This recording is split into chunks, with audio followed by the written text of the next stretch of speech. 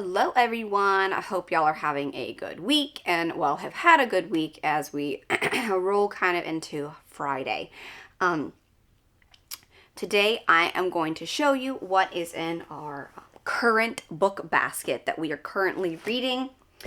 I do this book basket as everything that I know we're gonna read for the year, whether it's our family read aloud books and different books that we are using to supplement or add extra in some of our history or science. It kind of goes all on this basket. The only thing it doesn't hold is our oldest, is that hair? I don't know. It does not hold our oldest independent reading books because we have such a wide variety of that. We have our own shelf for the independent reads, and she gets to go and her and I pick through them together for age appropriateness, some selections, and then she chooses. So this is more of the family basket, and I will start off on what we've already read and what we are reading now and what we will be reading. Our first two, we did the Dolphin Treasure books for my pre-K. This was more like her level, pre-K kindergarten. And they're extremely short chapters, like 2 or 3 pages with pictures.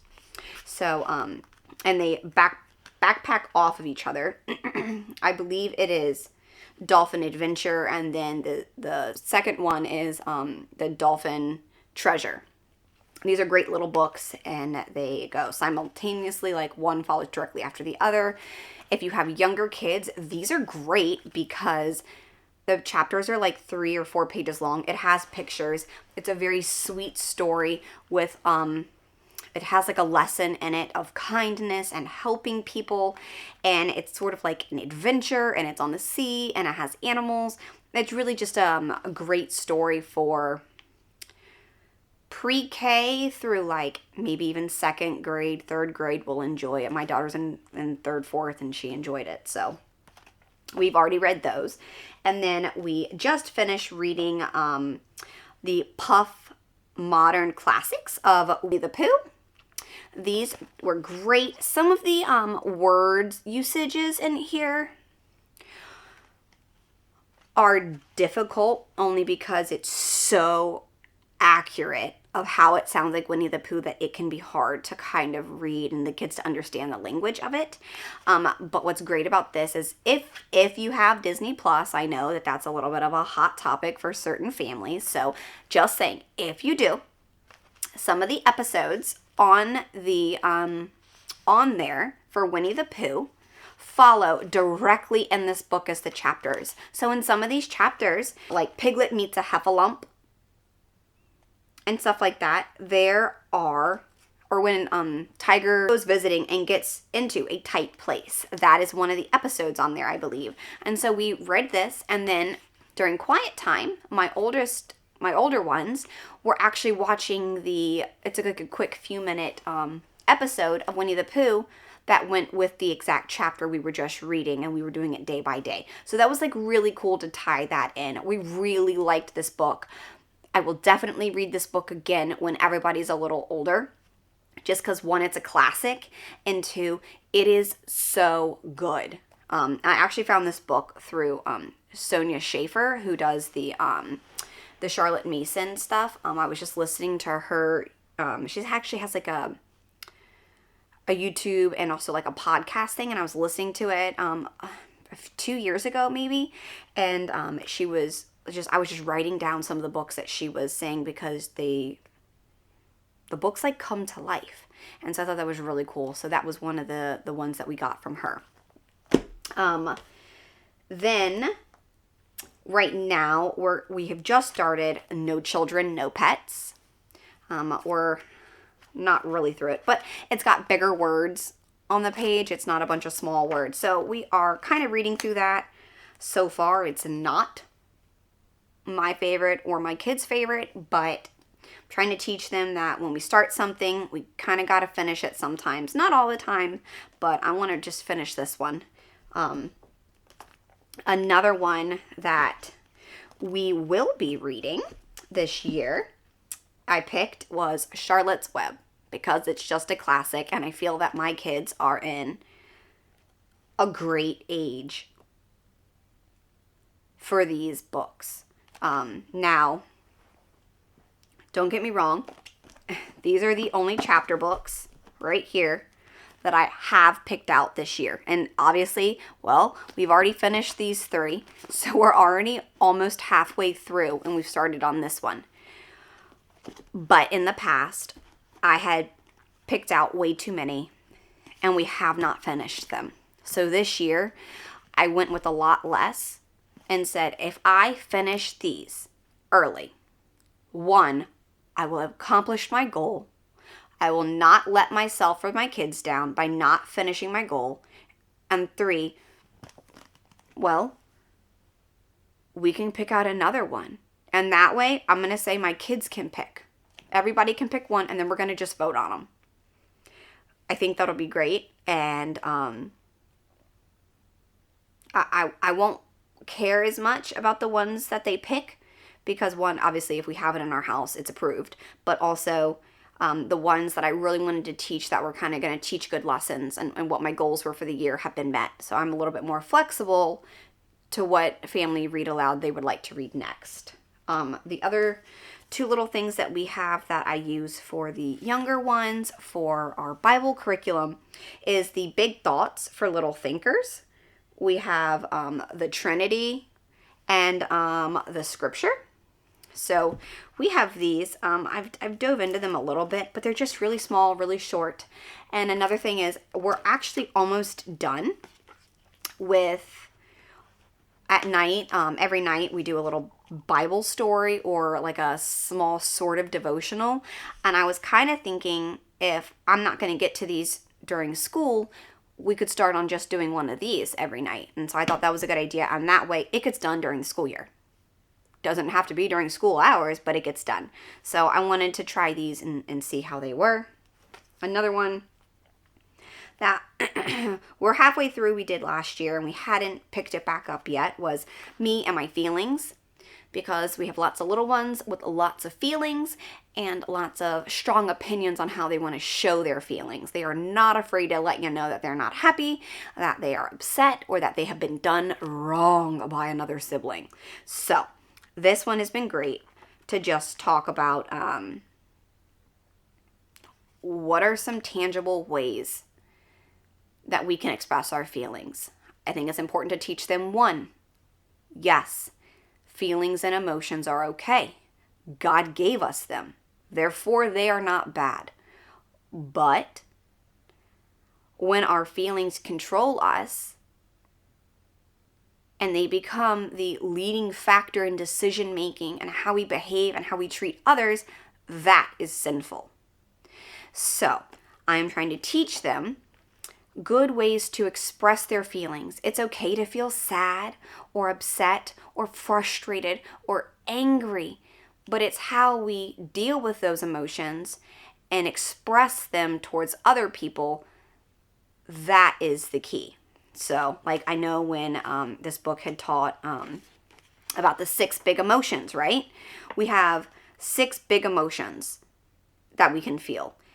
And we also, it talks about the difference between what an emotion is and what a mood is. Now, obviously, they're only taking bits and pieces of this, right? For what their age can get. But the more that we go through this, the more that they're learning. And here, it's like my emotional score. It's like a quick little thing. Obviously, I didn't actually do that. We pick and choose. And this is a how do I feel? But before that, this is a like a spinner of all different emotions that you can have. Well, this is great to talk about emotions, right? And a picture of people feeling different ways during the emotions. And here's the 6 big emotions. We have happiness, surprise, fear, sadness, anger, and disgust. Those are the 6 big emotions. And it tells you, chapter 1 is my feelings and emotions, right? And a good thing that I really liked about this was it says, when I'm feeling really angry and I just You can't express it because you're so young. Just squeeze your fist. Let them go. Squeeze them hard. Let them go. And that physical action of squeezing and the let go actually triggers something in the body and the brain to work together, and it actually helps them let that feeling go when they're actually squeezing, and then the physical release action that they do, it does help them. And I have caught my toddlers doing that sometimes, the squeeze and let go, or the big deep breaths in and out. Or sometimes I'll have to say, you know what, I need a break right this second, so that I don't say something I don't mean. Mommy, can I have a second, please? And then we talk. And I'm okay with that. You express it. I can help you work through it. Okay? But it's the emotional snowball roller coaster that's out of control that is difficult to kind of rein back in and decipher what's going on, especially in the middle of a store or a restaurant or at a play date or a homeschool field trip or just at the school table or during a meal at home. Those are the situations that I want to try to help them work through. So this has been nice. And again, we're not very far into it, but what we have gotten into has been great for my younger ones. And my oldest, I've caught her saying, hey, I'm struggling. Can I read in this? And I'm like, absolutely. And we can talk about it. So it just says, Me and My Feelings, A Kid's Guide to Understanding and Expressing Themselves. Now, I don't read everything that's in this. We pick and choose and we go through it together. And we do the things that we know are approved of. And I think that we could back up with scripture. So nothing's wrong with having emotions and feelings. It's how we deal with them and how we treat others, right? Feelings everybody has. Another thing I have that we might do as a devotional at night, which is in our basket, I actually got from a really, really good friend of mine, Hannah. She recommended this to me, and I got it because, well, she's got solid advice. This is called Long Story Short, and it has the ECPA Medallion of Excellence Christian Book Award finalist. These are 10-minute devotions to draw your family to God. And I believe these are all the Old Testament. Let's see.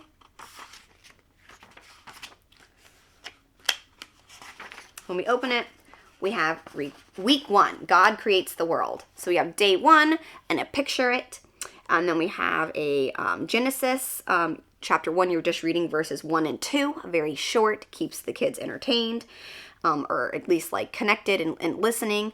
And we have a think about it some more little section at the bottom, and then talk about it. And that's it. It's like quick 10 minutes a day. And I think that's perfect at night. Our family has really loved kind of all piling into the bed together and just doing them together. And I'm excited to do that one. And another book that we have to kind of go with our science is for our pre-K science. It's called The Magic and Mystery of Trees. But I got this because inside it is gorgeous. The pictures are extraordinary. It is just beautiful. And it's going to go together great. So, last picture, we have tree homes. It's beautiful, and my daughter is pretty much learning about trees in the outside in pre-K, so I thought that would be a great thing that we can kind of do during the spring or really anywhere. And then a little bit of poetry that we could do is the Random House book of poetry for children, and it has quick little poems. Like this one says, Bringing Up Babies. Another one about the my first tooth. And some things don't make any sense at all. So they have a bunch of just really random little poetry. It's cute. They're short. And the last two books we have The Arts, which is a visual encyclopedia for paintings and artwork. We have the Prehistoric Art.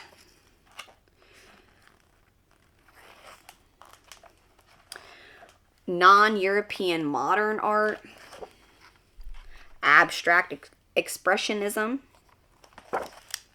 and Barbara Hepworth. Then we have like the stage and the screen, Latin American moves, a bunch of different things. I intend to kind of use this as a like an extracurricular morning thing. So once we finish with the books of the Bible thing and the artist study, when we come back from our Italy trip, this is where this would come into play. And the last book, which I don't think we're going to get to this year, and I'm not really planning on it. It's been in our book basket, which is now empty, for close to 2 years now, because I want to use it, but my kids just weren't old enough, and we are excited to use it. This is the One Blood for Kids. It says what the Bible says about race. So, I have not read it. I know lots of people that have read it, but a lot of the words are, or for, I think, older kids, definitely my oldest, and now I think my my pre-K, almost kindergartner, could completely probably read and understand this. I had just not done it yet because I just wanted to be able to have more than one child kind of hear and understand it. Well, I know she could have some takeaways on it, but we also, like I said, we had other things we were reading, so we will get to that. But for right now, that was in our year plan to get to. And I don't think, some of these are quite large books. We're not going to read everything in the art encyclopedia book. We're not going to probably read everything on the poetry book, but we will spend a few weeks, like maybe 5 weeks before our next break of the schooling that we do. We will spend those 5 weeks in that book. And then when we come back from a break, we'll switch it into another book to kind of just keep it fresh, keep it new, keep it exciting. So that is really the plan. Let me know if you have any great books that y'all are reading for family read-alouds, or any supplemental or enrichment things for your morning baskets, or just in the morning in general. Would love to hear from them and give me some fresh ideas. And I hope that some of these things that you've read or will now go and read, but if you are new here, thank you for watching. And our channel is Trekking with the Castros, and if you haven't figured it out by now, we are a homeschooling family, and we are going to try to go on as many adventures as we can and bring y'all along. Please, if you would like to stay up to date and not miss any videos, just hit the subscribe button, and we would love for you to come along with us. And this will be the last video for a few weeks until we get back for homeschool, because we will be gone out of the country. And I did not plan on homeschooling then. We will be doing some reading and here and there stuff, but I had it planned that we were going to have 3 weeks as like a mini summer spring break chunk in there to not do anything. So just a heads up on that, but we will be posting some videos while we are on our trip, which will be full of, I'm sure, history and art, so in a way that is still homeschool. So just stay along for that, and we hope you enjoy them. Thanks. Bye.